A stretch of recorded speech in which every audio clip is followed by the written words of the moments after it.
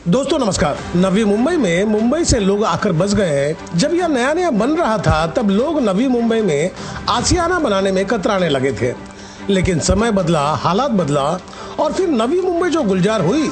अब मध्यम वर्गीय लोग नवी मुंबई में अपना मकान बनाने की सोचकर मन मसोच कर रह जाते हैं। कारण यह है कि उनकी जेब इजाज़त नहीं देती, क्योंकि मकानों की कीमत मुंबई से यहाँ कम नहीं है। खैर, बात चल रही थी पॉकेट मारों की, तो सोचें जहां लोगों की भीड़ बढ़ जाए वहां पॉकेट मार ना पहुंचे, भला यह कैसे हो सकता है। आइए आज जानेंगे रवाले पुलिस के गिरफ्त में आए पॉकेट मार की कार्य प्रणाली को और जानेंगे पकड़े गए आरोपियों ने नवी मुंबई में कितने गुल खिलाए हैं। दोस्तों, इस युवक को गौर से देखें, इसके डील डॉल को निहार लें। यह कहीं से कमजोर, गरीब, भूखा या दया का पात्र नजर आता है? आप भी यही कहेंगे कि बिल्कुल नहीं, सही भी है। यह हष्ट-पुष्ट युवक किसी खाते पीते परिवार का लगता है। कोई कल्पना भी नहीं कर सकता कि यह जेब कतरा होगा, पर हकीकत यह है कि यह जेब कतरा ही है, जो जेब को कतर कर जिंदगी जीने का लुत्फ उठाकर मौज कर रहा था। पर रवाले पुलिस ने इनके खुशियों में खलल डाल दिए, जिसका नतीजा यह निकला कि इनके साथी आज मारे मारे, डरे डरे, सहमे सहमे छुप कर घूमने को मजबूर हो गए हैं, यह सोच के कि अब कहीं काल कोठरी में खाए पिए का हिसाब ना देना पड़ जाए। आपको बता दें कि पकड़े गए आरोपी का और 4 साथी है, जो अभी पुलिस के गिरफ्त से कोसों दूर है, पर पुलिस की नज़र से ओझल नहीं, क्योंकि पुलिस बाकी के आरोपी तक बहुत जल्द पहुंच जाएगी। तब ज्ञात हो जाएगा कि यह गोरख धंधा कब से कर रहे थे और कितने पुलिस थाने के हद में वह पॉकेट मनी के कारोबार चला रहे थे। अब आपको लग रहा होगा कि अभी तक हुनरबाज का नाम अता पता नहीं बताए, तो जनाब उनकी कार्यशैली तो जान ले, इतनी भी क्या बेचैनी है। अभी यह महाशय रवाले पुलिस के मेहमान हैं, जहां पुलिस इनकी खातिरदारी में कोई कोर कसर बाकी नहीं रखने वाली।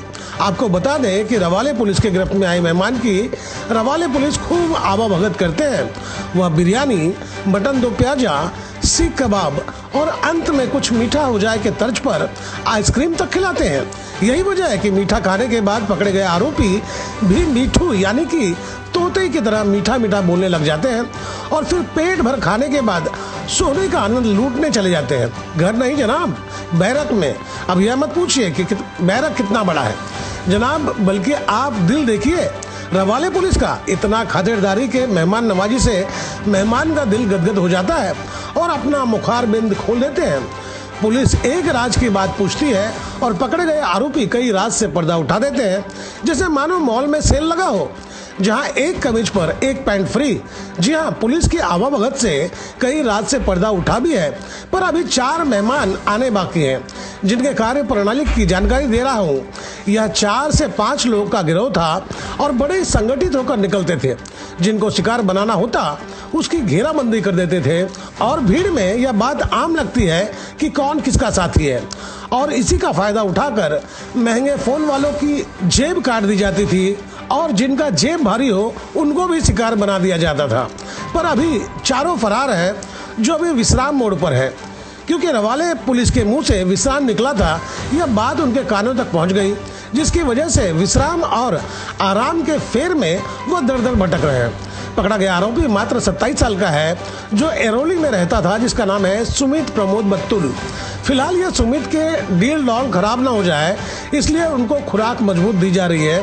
सुमित भी अकेला महसूस कर रहा था, इसलिए अपने साथियों को साथ लाने की रवाले पुलिस से गुहार लगा दिए हैं। अब देखना होगा रवाले पुलिस कब तक सुमित के अकेलापन को दूर करते हैं और कब उनके बिछड़े साथी से उसे मिलाते हैं।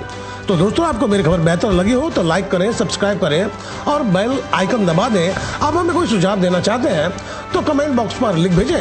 तो गोपाल साहब को दीजिए इजाजत, हम जल्द दूसरी खबर के साथ हाजिर होंगे।